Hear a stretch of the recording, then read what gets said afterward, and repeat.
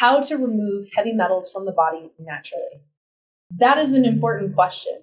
More people are starting to gain awareness that heavy metal toxicity is a real issue that we are facing in today's society. And as such, more people are looking for ways to safely and effectively remove these poisons from their system in a natural means. Ultimately, people are looking for safe and effective natural solutions to help remove these toxic poisons from the body. If you're one of those people, then you are in the right place. I'm here to answer that question in today's video, so let's dive in.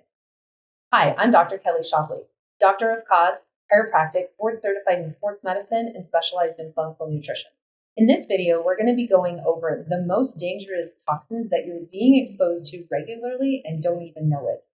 Then we'll cover the most common ways you're being exposed to these toxins and how you can start easily reducing your exposure without feeling like you have to live life in a bubble.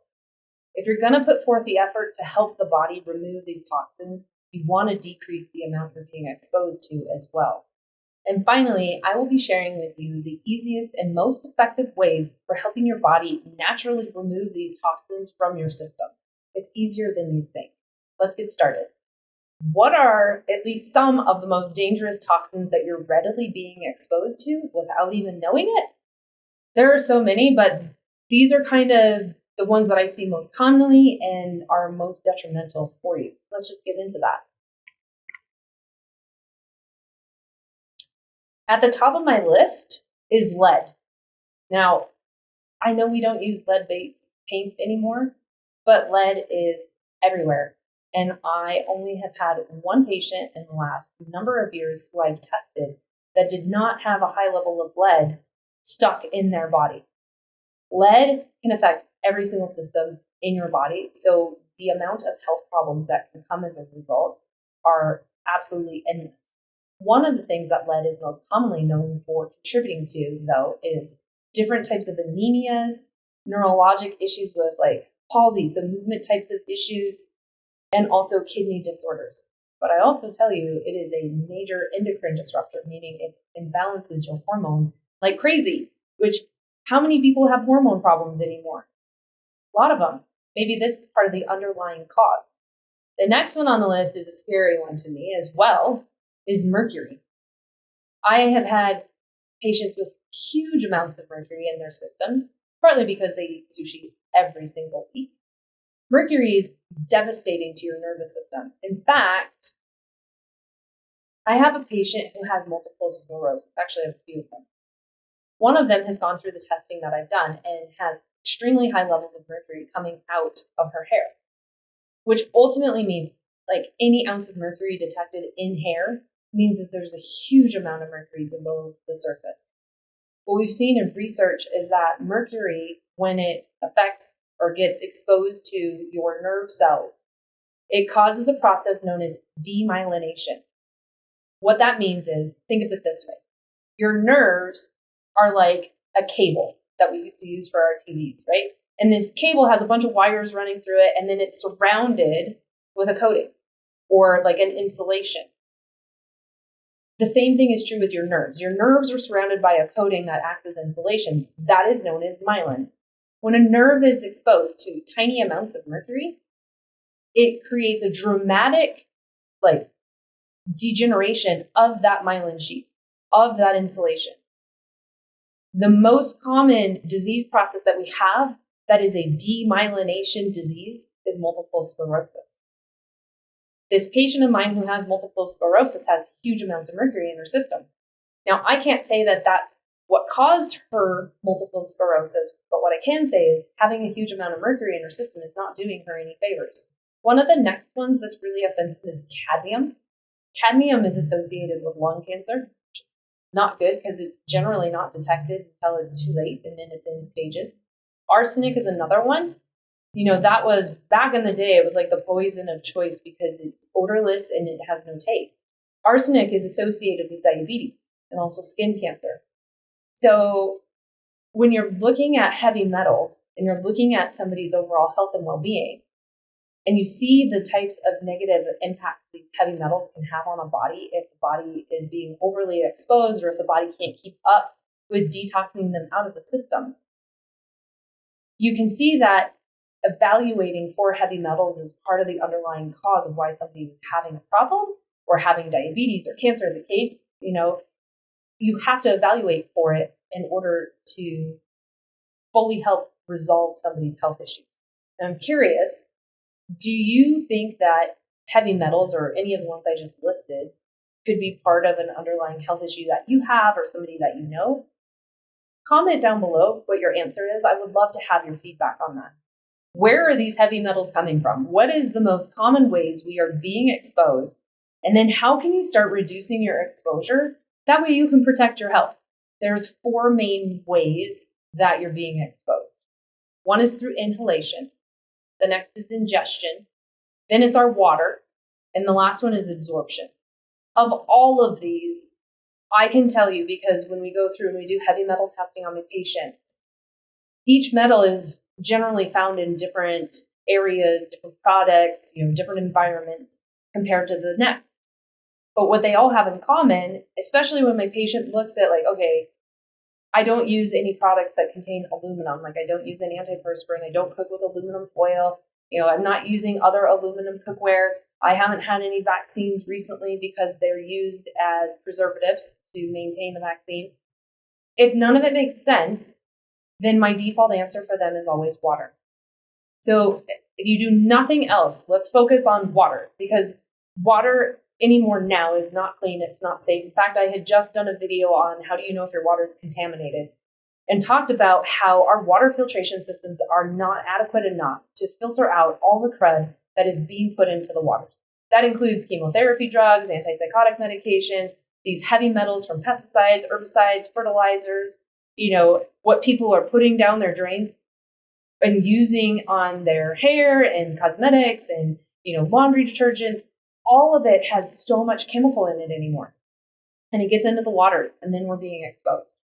So one of your best ways to reduce exposure to all of the heavy metals that exist in our environment is make sure you are not drinking it. First of all, not drinking tap water. Ideally, not bathing or cooking with tap water either. Our tap water is just not safe. Now, I know some of you might say, well, I have a well. Okay, well, that's fine.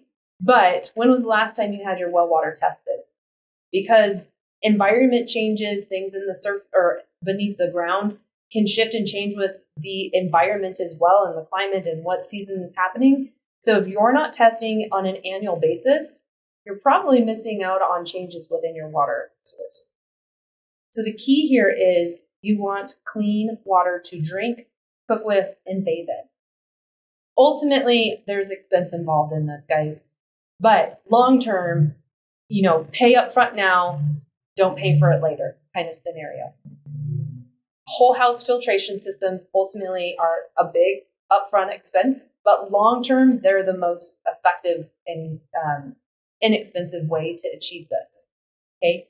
But if that's not in your budget, that's fine. There's plenty of companies out there now that make shower heads and under the sink filters for your kitchen sink faucet. And you can put in a different water system, or you can get a water delivery system from a clean source that's been vetted as well. There are ways to do this. I want to share with you a quick little story about one of my patients who came to me. Now, by the time she came to me, she'd already been partway through a process. She was diagnosed with breast cancer. And she used to work at one of the water filtration systems here in Colorado. And the testing that was done on her showed she had huge amounts of all kinds of metals in her system. And part of her response was, well, yeah, that makes a perfect amount of sense because we use a huge amount of chlorine to kill off everything in the water. Well, chlorine basically opens up your pores and allows everything into the system. So ultimately, she ended up leaving her job, which was a really high-paying job, because she believes, and I believe, it's part of what allowed breast cancer to go unchecked in her system. See, we're all fighting cancer every single day, and our immune system is in charge of it, and it keeps it in check. As long as it keeps it in check, we don't end up with cancer. But if we end up with cancer, something happened to the immune system. The focus got shifted away to something else. So for her, a potential theory was, in addition to some other stuff going on in her health, that she had such high levels of toxins in her system that the immune system's focus got shifted to trying to manage and navigate all of the heavy metals in her system. Now, the good news is there's ways to get rid of this, but for her choice was very life-changing, but she couldn't stay working at the water filtration system with what she learned and what she was going through.